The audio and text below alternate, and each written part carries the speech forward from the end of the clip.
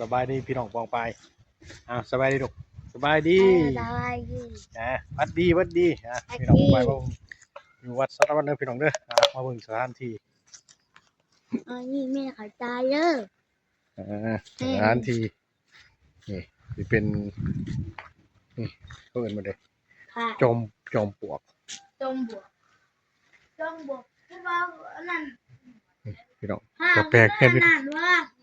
นี่จอมปลวกนี่ขึ้นในเองจอมปลวกขึ้นในพระนี่พี่น้องจอมปลวกขึ้นในพระโอ้เป็นมาเลยนี่ครับพี่น้องนี่พระนี่สิเป็นแบบพระเพิ่นสมัยก่อนอาจสิมีคนมาไหว้มาหยังก็ช่วงนั้นว่ามันตกมันถึงพี่น้องเนาะเบิ่งนี่เป็นพวกถาดพี่น้องนี่เจดีย์นี่แปลกเพราะว่าเจดีย์มันใหญ่นี่น่าสิเป็นเจดีย์คนสิมีสตังค์หรือว่าเจ้าอาวาสแต่แบบนี่เดียวมีหลังของหลังคาอย่างดีเด้ไงเป็นสถานที่หวงควงพี่น้องวัดนี่อยู่แข้งสารวัตรพี่น้อง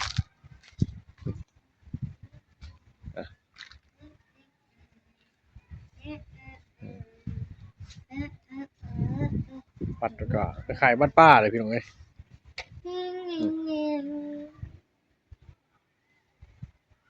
วัดป้าพี่น้องสถานที่คล้ายๆวัดป้าสังเกตด้วยพี่น้องเด้อ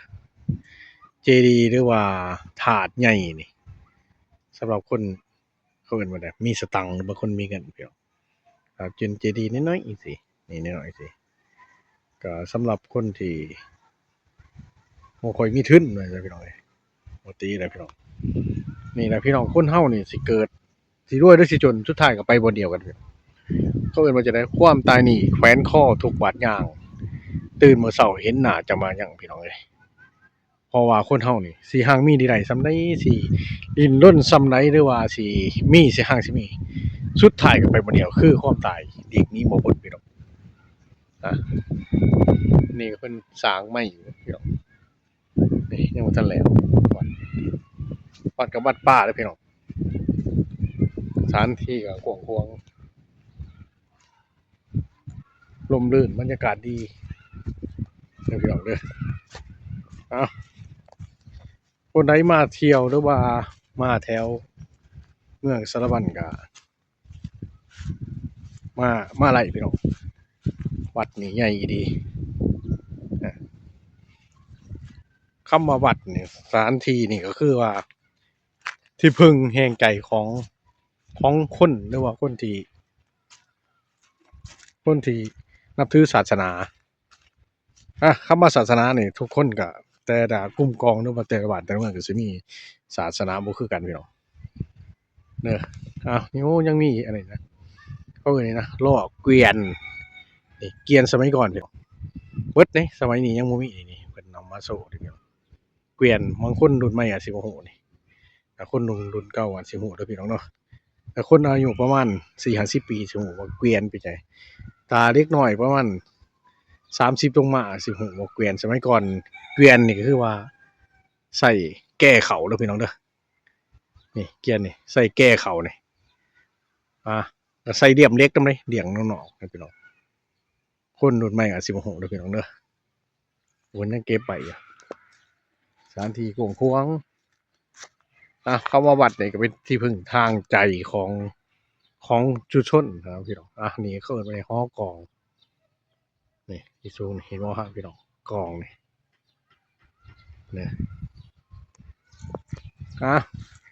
คลิปนี้ก็บ่มีหยังหลายพี่น้องมาสถานที่ที่คนเฮานับถือแต่คนเฮาหลีกเลี่ยงบ่ได้สุดท้าย